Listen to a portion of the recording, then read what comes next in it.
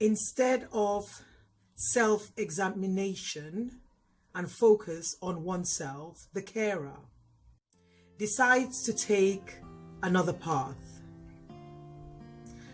The path they choose to take is a path to care for others and to ignore taking care of himself, herself. The carer, who reluctantly chooses to be the boyfriend's carer, the partner's carer, the sister's carer, the friend's carer, the neighbor's carer, the workmate's carer. Like, they choose to be any form of carer, throwing themselves into the task other than caring for themselves, himself.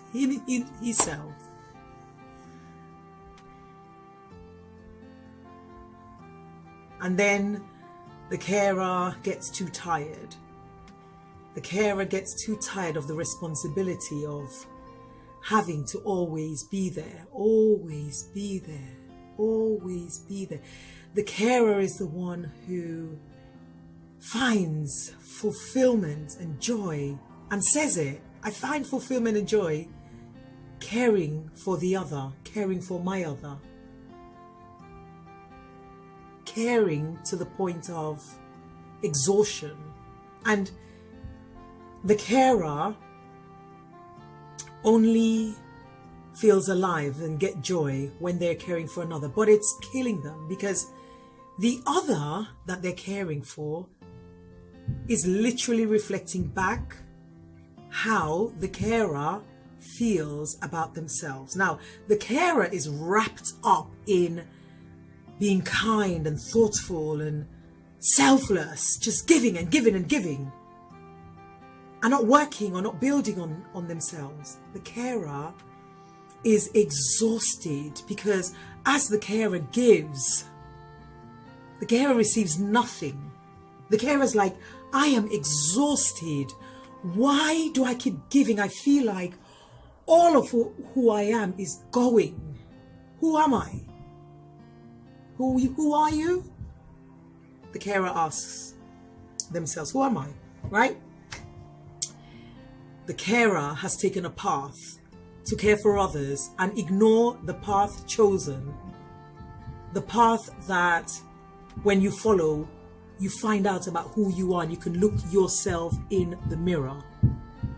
And you can say, I am strong because I am able to cope with this situation on my own. I did it. I am funny because I'm able to look at that situation and laugh and smile about it. I am resilient because despite the fact that so and so happened, I was able to rise up. The carer doesn't take time to find out who they are. They would rather take a path caring for another than the path to clearly understand and be able to look at themselves in the eye. This is the typical story of the woman. And the woman says, you're so ungrateful. I do everything. I give. And what about me? What about you? The receiver is asking, what about you? Why is it always about you? How about what? How about me? How about my feelings? And the carer is staring at the receiver thinking, I've given you everything. And what the carer is missing out to realize is you employed yourself. You recruited yourself into that role. Nobody asked you to step into that role. Now you're stepping into that role and you're feeling like you're not being appreciated. But that's because you don't appreciate yourself, because all you're dealing with on a day-to-day basis is your reflection. It's how you feel about yourself. That's why the receiver is communicating how you feel about yourself. So when you receive the lack of gratitude, when you receive the ungratefulness, it's because you are feeling that about yourself. You are not appreciating where you're at. You need to slow down and look after yourself.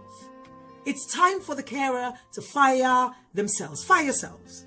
Fire yourselves. I've had to fire myself from this need to be liked and showing kindness and thoughtfulness. And even though you show thoughtfulness and kindness, it doesn't matter. The reason is because you don't care that much about yourself and you're giving too much to everybody else, and you're feeling empty because you have forgotten to appreciate your breath, my heartbeat, my voice, my being, because I've just given to the point of exhaustion. Can you relate to this? If you can relate to this and you know somebody who needs to watch this because they're giving too much of themselves to the point of exhaustion and then they're complaining about it, do not employ yourself, recruit yourself into the role of carer and then you complain about it, right? Because even our children would say, I didn't ask you. I didn't ask you. You did enough. But we're going all out to be the best superstar carer and we're forgetting about ourselves. Do not be upset when the receiver of your care, you're overdoing your care, is ungrateful and reflects back how you feel about yourself. Do not be upset, because I took responsibility. I've taken responsibility to the fact that I decided I want to, instead of focusing on myself and working on myself, I decided I want to choose a different path and be a carer. But enough of the complaining, enough of the lack of gratitude, and just moving into my path. And I recognize and I take responsibility that the reason why there was a lack of gratitude given to the ones that I cared about was because I wasn't grateful. I wasn't paying attention to what I have. So, womanhood, women especially, if you see truly who you are, and for you to see truly who you are, you have to be able to look at yourself in the mirror. Watch yourself for a while. Just stop and breathe and look at yourself and recognize your strength.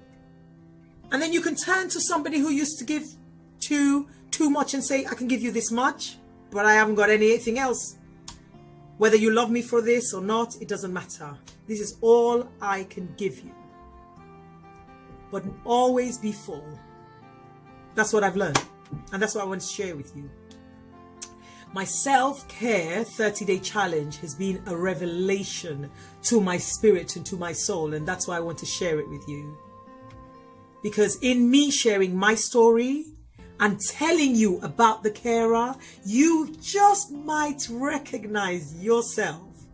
You just might recognize that person who you love dearly, who is complaining about the role that they assigned themselves. And you're like, you know what? I've told you so many times, maybe this post will give you a different perspective on what I've been trying to say. So share this post to the one you care about, because you know I'm right, and like it, because your opinion matters. Thank you for watching this post. Fire yourself and take care of yourself. Bye, lovelies.